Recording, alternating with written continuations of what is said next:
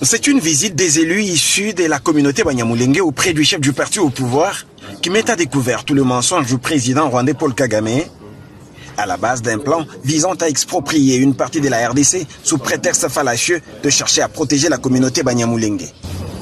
Finalement, la vérité sort de la bouche des hôtes de Monabouté. Nous avons le chef de l'État qui nous exprimons notre soutien parce qu'il a toujours dit que les Banyamulenge sont de Congolais et nous voudrions également que ça se répercute dans tous les services, dans toutes les couches sociales, que ça soit entendu.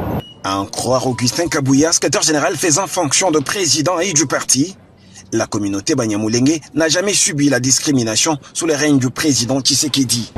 Je pense que je suis le plus heureux aujourd'hui parce que j'ai accepté de me présenter avec la délégation Banyamulenge devant la presse pour contredire le président rwandais que les Banyamulenge ne subissent pas de discrimination dans le régime Tshisekedi. Ici, c'est le parti politique IDPS, parti au pouvoir. Je les ai reçus ici dans mon bureau. Je suis avec eux. Ce sont nos frères, comme le chef de l'État l'avait dit. Et moi, je le répète, que ce sont nos frères congolais. Ne tombons pas dans le piège de l'ennemi pour qu'ils puissent continuer à tuer nos frères et sœurs dans l'est de la République démocratique du Congo.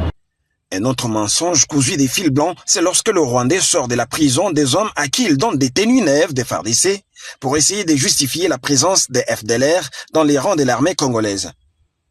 Une fois de plus, pour cet autre faux prétexte, il est cloué au pilori par le chef du parti au pouvoir en RDC.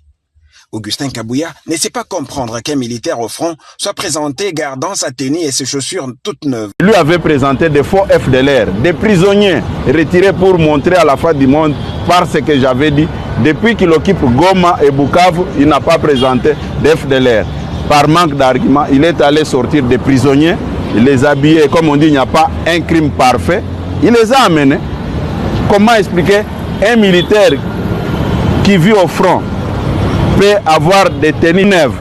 Lors de son dernier entretien avec quelques hommes de médias de la presse locale, le secrétaire général faisant fonction de président et de l'UDPS avait dénoncé le mensonge du président rwandais Paul Kagame, qui, après l'occupation par son armée de certains territoires dans l'est de la RDC, n'avait jamais été capable de fournir une seule preuve de la présence des éléments FDLR sur le sol congolais.